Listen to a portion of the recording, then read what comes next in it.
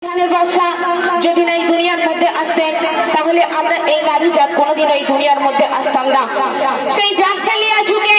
যদি কারোর কোনো কন্যা সন্তান হতো তাহলে সেই কন্যা সন্তান জীবন্ত কবর দিয়ে দিত।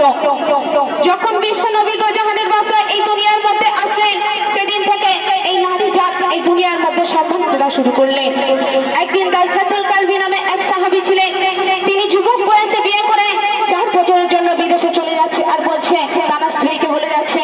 যে আমি এই 4 বছর পর বাড়ি আসবো, এই 4 বছর পর যদি বা এসে আমি তোমার কোনো কন্যা সন্তান যদি হয় তাহলে তুমি তাকে জীবন্ত কবর দিয়ে দেবে, আর যদি কোনো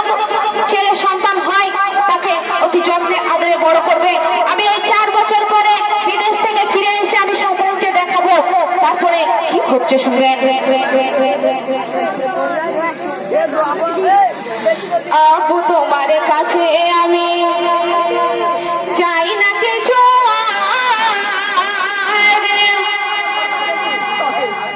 আবু তোমার কাছে আমি চাই না কিছু,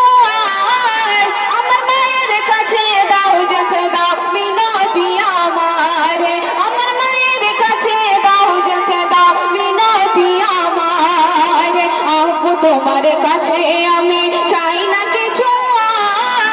আমার মায়ের কাছে দাও যেতে দাও মিনতি আমার, আমার মায়ের কাছে দাও যেতে দাও মিনতি আমার,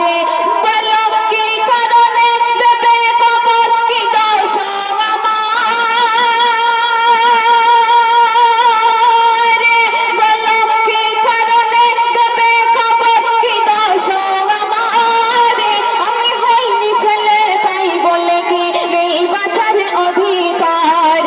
আমি হইনি ছেলে তাই বলে কি নেই বাঁচার অধিকার, আবু তোমার কাছে আমি চাই না কিছু, আমার মায়ের কাছে দাও যেতে দাও মিনতি আমার, আমার মায়ের কাছে দাও যেতে দাও মিনতি আমার।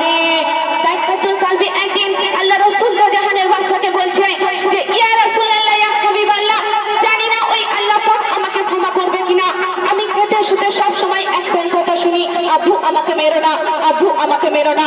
আমি যেদিন 4 বছর এবং আমি যখন বিদেশে যাচ্ছি এবং আমার স্ত্রীকে বলে যাচ্ছি যে আমি 4 বছর পর ফিরে আসবো, এই 4 বছর ফিরে যেন আমি কন্যা সন্তান না দেখি, আমি 4 বছর পরে সেই বিদেশ থেকে এসে যখন আমার কন্যা সন্তানকে দেখেছিলাম আমি নিজে হাতে তাকে কবর দিয়ে মেরে ফেলে দিয়েছি, কারণ সেই জাহেলিয়া যুগে যদি কারোর কন্যা সন্তান হতো সেই বাবাকে পুরুষ বলে ডাকা হতো, তাই আমি এটা সহ্য করতে পারবো না, তাই আমি নিজের সন্তানকে নিজে মেরে ফেলে দিয়েছিলাম, আর তার অনুভূতি এখনো আমাকে বইয়ে নিয়ে চলছে। তারপরে কি করছে শুনবেন। নবীর কাছে